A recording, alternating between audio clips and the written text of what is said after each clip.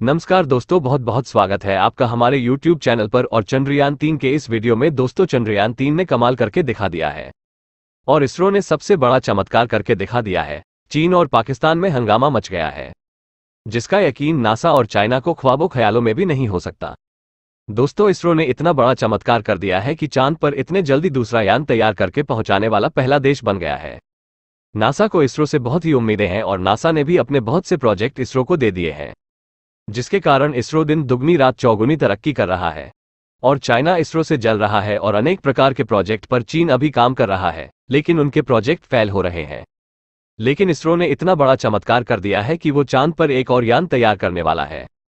उसके साथ साथ मंगल पर भी यान भेजने वाला है, जिसमें इसरो की बहुत बड़ी भूमिका होगी और आप इसरो नासा का भी साथ देने वाला है, जो आगे बढ़कर बहुत से प्रोजेक्ट में भारत की तरक्की में बढ़ावा देगा।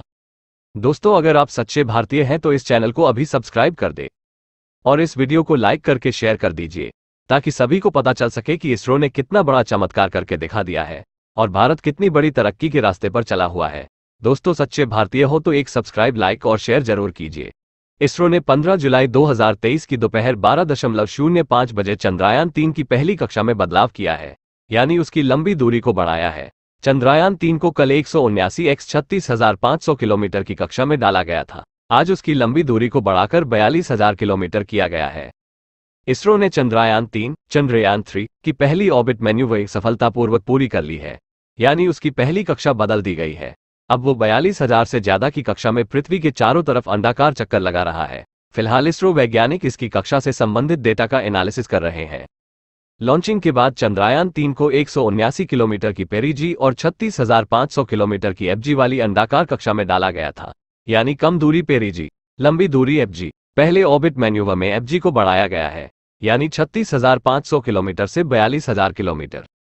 धरती के चारों तरफ 5 बार ऑर्बिट मैन्यूवर होगा, यानी कक्षा बदली जाएगी। इसमें 4 में एफजी यानी पृथ्वी से जब चंद्रयान दूर रहेगा, वो कक्षा बदली जाएगी, यानी पहली, तीसरी, चौथी और पांचवी।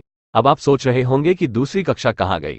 असल में दूसरी कक्षा में एफजी नहीं बल्कि पेरिजी बदली जाएगी, यानी नजदीकी दूरी को बढ़ाया जाएगा। कैसी होगी चंद्रयान-3 की आगे की यात्रा? 31 जुलाई 2023 को चंद्रयान-3 धरती से 10 गुना दूर जा चुका होगा। इसरो वैज्ञानिक एफजी में बदलाव करके उसकी ज्यादा दूरी को बढ़ाते रहेंगे। तब तक बढ़ाएंगे जब तक वो धरती से करीब 1 लाख किलोमीटर दूर नहीं पहुंच जाता। यहां पहुंचने के बाद वैज्ञानिक उसे बनाएंगे गुलेल, यानी स्लिंगशॉट करके चंद्रयान-3 को ट्रांसलूनर इंसर्शन में भेजेंगे, यानी चंद्रमा के लिए तय लंबी दूरी वाली सोलर ऑर्बिट। 17 अगस्त को लैंडर से अलग होगा प्रोपल्शन मॉड्यूल। 5 दिन इन लंबे ऑर्बिट में यात्रा करने के बाद, यानी 5-6 अगस्त को Chandrayaan-3 lunar orbit insertion stage में होगा। तब चंद्रयान-3 के प्रोपल्शन सिस्टम को ऑन किया जाएगा, उसे आगे की ओर धकेला जाएगा, यानी चंद्रमा की 100 किलोमीटर की ऊपरी कक्षा में भेजा जाएगा। 17 अगस्त को प्रोपल्शन सिस्टम चंद्रयान-3 के लैंडर रोवर से अलग हो जाएगा। ऐसे कम की जाएगी गति, फिर होगी लैंडिंग। प्रोपल्शन मॉड्यूल के अलग होने के बाद लैंडर को चंद्रमा की 100 x 30 किलोमीटर की कक्षा में लाया जाएगा। इसके लिए डीबूस्टिंग करनी होगी, यानी उसकी गति कम करनी पड़ेगी। ये काम 23 अगस्त को होगा। यहीं पर इसरो वैज्ञानिकों की सांसें थमी रहेंगी, क्योंकि ये होगा सबसे कठिन काम। यहीं से शुरू होगी लैंडिंग की प्रक्रिया। लैंडिंग साइट का क्षेत्रफल बढ़ाया गया। इस बार विक्रम लैंडर में के चारों पैरों की ताकत को बढ़ाया गया है। नए सेंसर्स लगाए गए हैं, नया सोलर पैनल लगाया गया है। पिछली बार चंद्रयान-2 की लैंडिंग साइट का क्षेत्रफल 500 मीटर x 500 मीटर चुना गया था। इसरो विक्रम लैंडर को मध्य में उतारना चाहता था, जिसकी वजह से कुछ सीमाएं थी। इस बार लैंडिंग का क्षेत्रफल 4 किलोमीटर बाय 2.5 किलोमीटर रखा गया है, यानी इतने बड़े इलाके में चंद्रयान-3 का विक्रम लैंडर उतर सकता है। इसरो अंतरिक्ष में अपने एस्ट्रोनॉट्स को भेजने की तैयारी कर रहा है, उनकी ट्रेनिंग भी हो रही है। इसमें मदद कर रहा है चंद्रयान-3। आप हैरान होंगे, लेकिन ये सच है। चंद्रयान-3 की सफल लॉन्चिंग ने गगनयान मिशन की ताकत को बढ़ा रहा है। जानिए कैसे। भारतीय अंतरिक्ष अनुसंधान संगठन इसरो अगले साल अपने एस्ट्रोनॉट्स को गगनयान मिशन के जरिए अंतरिक्ष में भेजना चाहता है। तैयारी भी जोर शोर से चल रही है। हमारे एस्ट्रोनॉट्स को गगननॉट्स भी बुलाया जा रहा है। उनकी ट्रेनिंग भी लगभग पूरी ही है। गगनयान कैप्सूल को अंतरिक्ष में उड़ाने और संभालने की प्रैक्टिस चल रही है। सवाल यह है कि चंद्रयान-3, चंद्रयान-3 किस तरह से गगनयान की मदद कर रहा है। चंद्रयान-3 को लॉन्च व्हीकल मॉड्यूल यानी LVM-3 रॉकेट से सफलतापूर्वक छोड़ा गया। गगनयान के लिए इसी रॉकेट का मॉडिफाइड वर्जन इस्तेमाल किया जाएगा, क्योंकि गगनयान और उसमें बैठे एस्ट्रोनॉट्स को अंतरिक्ष में छोड़ने के लिए भारी रॉकेट की जरूरत है। भारत के पास इससे ज्यादा भरोसेमंद भारी रॉकेट नहीं है। भारत का तीसरा चंद्र मिशन चंद्रयान-3 चांद के सफर पर निकल चुका है। शुक्रवार 15 जुलाई को आंध्र प्रदेश के श्रीहरिकोटा स्थित सतीश धवन अंतरिक्ष केंद्र से इसका सफल प्रक्षेपण किया गया।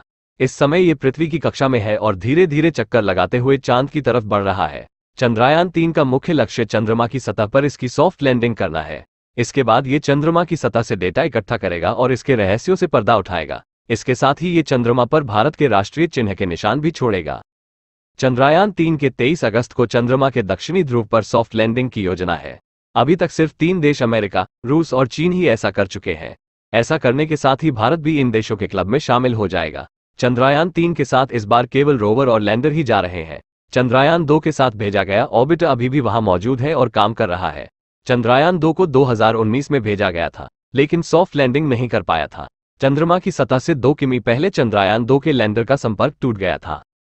चंद्रमा पर भारत की मौजूदगी के होंगे निशान लैंडर से निकलने के बाद रोवर प्रज्ञान न केवल डेटा इकट्ठा करेगा बल्कि चंद्रमा की सतह पर हमेशा के लिए भारत की मौजूदगी के निशान भी छोड़ेगा। रोवर का पिछला पहिया इस तरह डिजाइन किया गया है कि यह आगे बढ़ने पर अपने पीछे चंद्रमा की सतह पर सारनाथ में अशोक की लात से लिया गया भारत का राष्ट्रीय चिन्ह अंकित करेगा। इसका दूसरा पिछला पहिया इसरो का निशान प्रिंट करेगा जो हमेशा के लिए चांद पर भारत की मौजूदगी का प्रमाण होगा। इसरो के वीडियो में चंद्रयान का पूरा मैकेनिज्म चंद्रयान-2 को भेजे जाने के दौरान इसरो ने एक एनिमेटेड वीडियो रिलीज किया था, जिसमें इसके चांद की सतह पर लैंडिंग के बाद की कार्यप्रणाली के बारे में दिखाया गया था। चंद्रयान का लैंडर सतह पर उतरने के बाद उसके अंदर रखे रोवर की बैटरी एक्टिवेट हो जाएगी और उसके सोलर पैनल खुल जाएंगे। इसके बाद रोवर चंद्रमा की सतह पर पहुंचेगा। सतह पर पहुंचने के बाद उसका कैमरा और दूसरे हिस्से एक्टिव हो जाएगा और रोवर सतह पर आगे बढ़ने लगेगा। रोवर जो डेटा इकट्ठा करेगा उसे लैंडर के पास भेजेगा, जिसे लैंडर जमीन पर इसरो के कमांड सेंटर को भेजेगा। लैंडर के माध्यम से ही इसरो के वैज्ञानिक रोवर को कमांड भेज सकेंगे। रोवर का कार्यकाल एक चंद्र दिवस धरती पर 14 दिन के बराबर होगा। चंद्रमा की सतह पर परीक्षण के दौरान रोवर प्रज्ञान लैंडर से 500 मीटर से ज्यादा दूर पर नहीं जा सकेगा। चंद्रयान-3 अपनी यात्रा पर निरंतर आगे बढ़ रहा है। बेंगलुरु से चंद्रयान-3 का पहला ऑर्बिट रेजिंग मैनूवर अर्थबाउंड फायरिंग 1 सफलतापूर्वक पूरा किया गया। भारतीय अनुसंधान संस्थान इसरो के अनुसार अब Chandrayaan 41,762 kilometre by 173 kilometre orbit में पहुंच गया है। इसरो के अनुसार चंद्रयान-3 की सेहत सामान्य है और उसके सभी उपकरण ठीक से काम कर रहे हैं। वैज्ञानिकों के अनुसार चंद्रयान-3 को चांद तक पहुंचने में करीब 42 दिन लगेंगे। इसरो चीफ एस सोमनाथ के अनुसार चंद्रयान-3 23 अगस्त की शाम 5:47 बजे चंद्रमा पर लैंड कर सकता है। आखिर चंद्रयान को चांद तक जाने में इतना समय क्यों लगेगा? रूस, चीन और अमेरिका कहीं कम वक्त में चांद तक स्पेसक्राफ्ट भेज चुके हैं। चांद पर इंसान को लेकर गया अपोलो 11 भी 5 दिन के भीतर ही चंद्रमा तक पहुंच गया था। फिर चंद्रयान-3 को लगभग 3.80 लाख किलोमीटर की दूरी तय करने में हफ्तों क्यों लग जाएंगे? चीन ने 2010 में चंद्रयान-2 स्पेसक्राफ्ट लॉन्च किया था। इसने धरती से चांद की दूरी सिर्फ 4 दिन में पूरी कर ली। चीन के अगले मून मिशन चंद्रयान-3 ने भी यात्रा में इतना ही समय लिया। चांद के पास पहुंचने के लिए सोवियत यूनियन का पहला अनमैन्ड मिशन लूना 1 सिर्फ 36 घंटों में पहुंच गया था। चंद्रमा पर 3 इंसानों को ले जाने वाला अमेरिका के अपोलो-11 के कमांड मॉड्यूल कोलंबिया ने भी 4 दिन से थोड़े ज्यादा वक्त में यात्रा पूरी की थी। इसरो के पास इतना शक्तिशाली रॉकेट नहीं जो चंद्रयान-3 को सीधे चांद के रास्ते पर भेज दे। अपोलो मिशंस में ट्रांसलूनार इंजेक्शन TLI नाम की ट्रैजेक्टरी का यूज हुआ था। मतलब लॉन्च व्हीकल ने पहले अपोलो स्पेसक्राफ्ट को धरती की कक्षा में पहुंचाया, फिर वहां से एक शक्तिशाली इंजन ने स्पेसक्राफ्ट को चांद के रास्ते पर डाला। इसके लिए 6 मिनट तक रॉकेट को जलाए रखा गया और किसी गुलेल की तरह अपोलो 11 को तेजी से चांद की ओर रवाना किया गया था। चंद्रयान-3 दूसरे रास्ते से जा रहा है। इसमें धरती की अलग अलग कक्षाओं और इंजन बंस का इस्तेमाल कर चंद्रयान-3 की स्पीड बढ़ाई जाएगी। चंद्रयान-3 पृथ्वी की कक्षा में पहुंच गया है।